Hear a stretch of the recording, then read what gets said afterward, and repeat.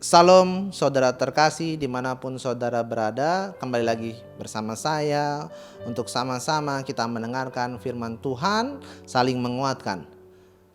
Pada pagi hari ini saya akan masuk ke dalam tema terang dan garam dunia.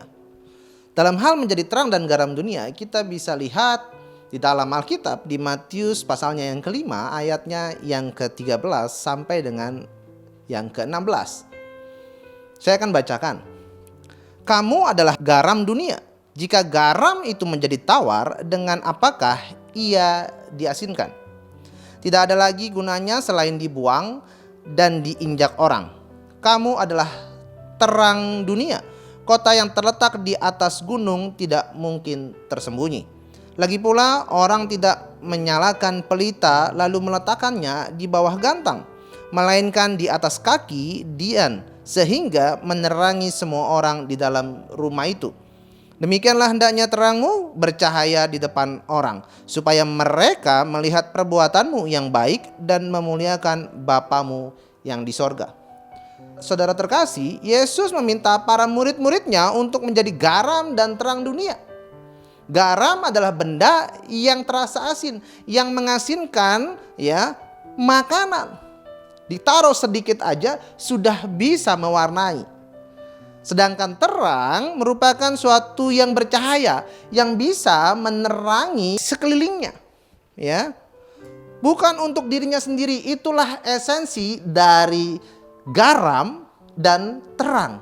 Dia bermanfaat untuk sekelilingnya. Maka ketika Yesus meminta kita untuk menjadi garam dan terang, itu berarti kita mesti menjadi pribadi yang berguna dan bermakna bagi orang lain.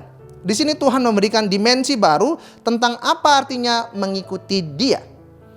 Bahwa mengikuti Tuhan bukan dengan cara memupuk kesalehan pribadi semata, yang kita hanya memikirkan diri kita bagaimana kita terus menyenangkan Tuhan dengan kesalehan pribadi kita. Namun kita juga harus memikirkan sekeliling-sekeliling kita agar kita berdampak dengan yang lainnya. Kalau di kantor mungkin sama rekan kerja, di sekolah sama rekan-rekan di sekolah, bahkan dimanapun kita berada kita berdampak bagi sekeliling kita. Nah, saudara telah diselamatkan. Saudara harus menjadi garam dan terang dunia. Dan ketika saudara sudah menjadi garam dan terang dunia, berdampak bagi setiap orang, maka saudara haruslah berbuah. Dalam perihal berbuah, kita bisa lihat di Lukas 13 ayat 6 sampai 9. Kekristenan yang dihendaki Bapa adalah kekristenan yang bertumbuh dan berbuah. Buahnya pun hendaknya dapat dinikmati oleh orang lain yang ada di sekitarnya. Firman menasihati agar kita tidak terlena dengan kondisi pertobatan kita.